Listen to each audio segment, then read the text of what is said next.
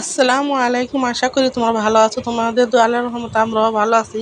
আজকে আরেকটা ব্লগ নিয়ে আসলাম। এই যে দেখো, ব্লগটা নিয়ে আসলাম পুরো বিকাল থেকে, মানে বিকালের নাস্তা খাওয়ার জন্য আমার ছেলের বউ দেখো কি বানিয়ে নিতেছে।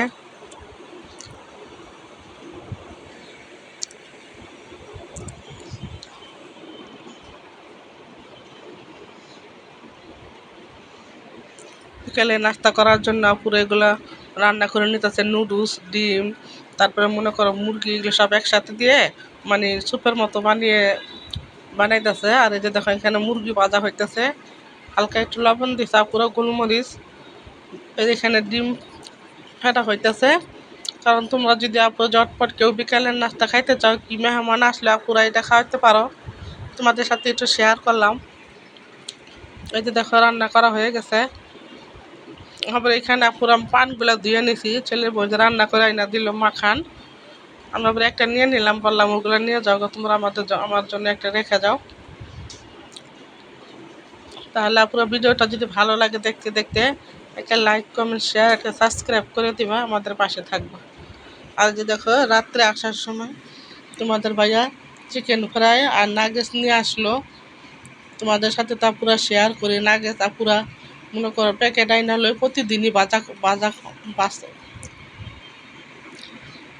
বাজি তোমাদের সাথে শেয়ার করি। তারপরে দেখো আজকে আবার নাগেটস নিয়ে আসলো, আজকে শুধু ভাজা হয় নাই, নাগেটস অলরেডি প্যাকেটে ফ্রিজে মনে করো 2 প্যাকেট আছেও, তারপর আবার নিয়ে আসলো নাগেটস। এত খাইতে পারো, আমার কাছে পরে এগুলো ভাজা পুরা বেশি ভালো লাগে না, পুরো এগুলো খাওয়া ঠিক না। এই ভাজা পুরা নিজের জন্য অনেক ক্ষতি। যে দেখো আমার নাতি বলতেছে আমি খাবো, বললাম না, সবগুলা খাও, না খাইতে পারলে মারি। একটুও খায় না পুরো, দেখাইলো। তোমার ভাইয়া বলতেছে ভাত খাবে। এই যে কালকে যা পুরো করলা দিয়ে মনে করো মাছ দিয়ে রান্না করছি। আর সকালবেলা আমার হেপিন হ্যান আসলো, আসার পরেই বললাম পুরো বৃষ্টির দিন, তুমি আগে কাপড়গুলো ধুয়ে দিয়ে আসো। ওই যে দেখো সবাই ঘুমায় রয়েছে, আমি একাই শুধু উঠছি। আর আমার হেপিন হ্যান আসলো, আসার পরে বললাম কাপড়গুলো আগে ধুয়ে দিয়ে আসো। তোমাদের সাথে একটু শেয়ার করলাম নির্জুম পরিবেশটা কেমন। এমনিতে আপুর আমাদের বাসায় লোক নাই, তারপরও ছেলের বউ নাতি শুয়ে রয়েছে, ঘুমাই রয়েছে। দেখেন এখনো উঠে নাই। আমি উঠলাম, ভাবলাম তোমাদের ভাইয়া এই সবজিগুলো কালকে নিয়ে আসছে, আইনা বলছে সাজদার ভর্তা খাবে, এই কারণে বললাম। ভাবছি আমি আগে যখন উঠছি তা আমি এগুলো করতে থাকি। তোমাদের ভাইয়া তা পুরা এই যে দেখো কচি একটা কুমড়া নিয়ে আসলো, আইনা বলতাছে কুমড়াটা শাক ভাজি করতে।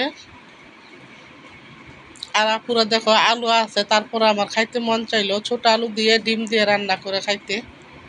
মানে তোমার ভাইয়াকে বললাম, বলে ছোট আলু নিয়ে আসো, বলতেছে আলু না নিয়ে আসলাম ওদিনকে, বললাম ওদিনকে আলু তো আছেই, তারপরে ছোট আলুগুলো নিয়ে আসো, এগুলা ডিম দিয়ে রান্না করে খাবো। কারণ কয়েকদিন তো পুরো রোজা ছিলাম, কিছু মন চাইলো খাইতে পারি নাই। এখন তাল্লায় দিলে রোজা চলে গেছে, আবার থাকতে হবে। মনে করো সোমবারে বৃহস্পতিবারে টাকা শুরু করা লাগবো, সপ্তাহে 2 দিন। এই যে আমার হেপি হ্যান্ড কাপড়গুলো শুকা দিয়ে আসলো, আসার পরে বললাম ওই ধরো সাজনা পুড়ে দিছি, তুমি এগুলো এসরাই নাও।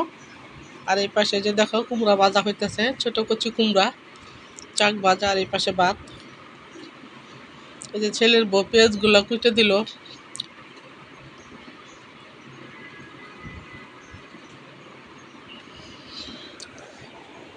এই যে আমার যে একটা বেল দিছিল পুরা, এই বেলটা মনে করো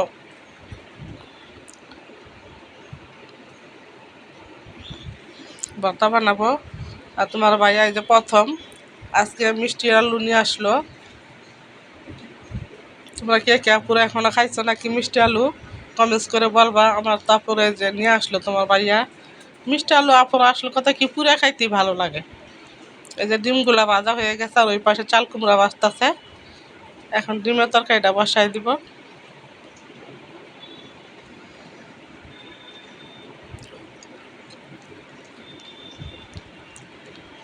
আমার ভিডিওটা যদি ভালো লাগে আপুর একটা সাবস্ক্রাইব, লাইক করে দিবা। আর এই যে দেখো এই যে সাজনার ভিতরেতে যা পরিগুলা বের করা হয়েছে ওগুলা সব বাইজা দেওয়া হয়। পেঁয়াজ রসুন তারপর মরিচ এগুলা বাছতে হয়। এই যে পেঁয়াজ মরিচগুলা পিনহান আগেই ডইলা নেওয়া হইতেছে। আর এই যে মনে করো সাজনার ভিতরে এগুলা ছিল এগুলো তেলে ভাইজা দেওয়া হলো। তোমরা যদি আপুরে কেউ খাইতে চাও আমি যেভাবে করলাম আপুরে এইভাবে তোমরা ভর্তা বানিয়ে খাইতে পারো। সাজনা ভর্তা ভালোই লাগে আপুর মোটামুটি। তখনও তো খাই না, তোমার ভাইয়া খাওয়া শিখাইলো। তোমার ভাইয়ার বকি বলে সাজনাগুলো নিয়ে আসছো কেন, বলতেছে একদিনই তো খাইবে তারপরে তার সাজনা থাকবে না, এখনই যা খাওয়ার খেয়ে নাও। এই যে দেখো তোমার ভাইয়াকে খাইতে দিলাম। আজকের মতো এই পর্যন্তই, আল্লাহ হাফেজ।